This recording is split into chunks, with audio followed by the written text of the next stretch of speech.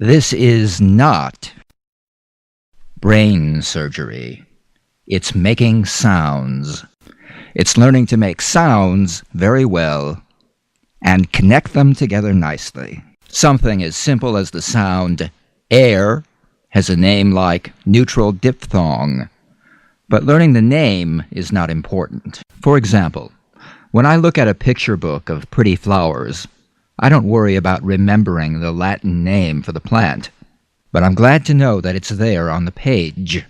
I'm glad to know this is a Campanula rotundifolia. Also, the structure of this program is large, but don't be intimidated by that. If I took you to see a roller coaster, you could say, look at the size of it. The twists, the turns, the hills.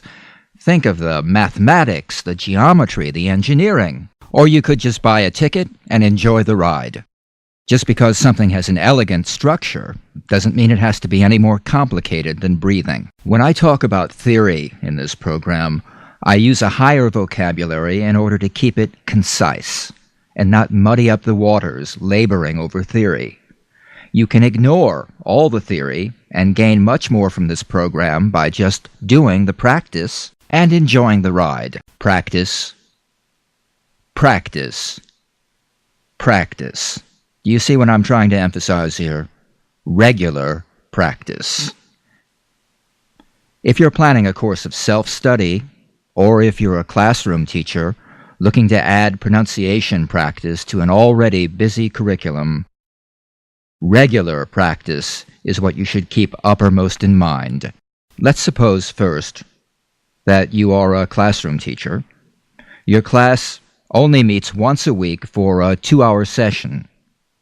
If you can only spare 15 minutes of that session, then make it the first 15 minutes of every session. Remind your students to carry over the good speaking skills from that little 15 minutes throughout the rest of the class session. For example, if I took them through tonal A, long A sounds that day, I would caution them to make good tonal A sounds throughout the session, even as we move on to another English subject area. Building on this approach, you could appoint a monitor, have 1 or 2 students keep an ear peeled throughout the session, and ask for a correction whenever they hear a student mispronounce table as tebble, agent as agent, save as sev. This frees up a part of your attention and at the same time builds awareness in your students. Teachers, while we're talking about your attention, when the DVD is playing, it acts as the master teacher, freeing you to become a side coach. Move around the class and give your students individual attention.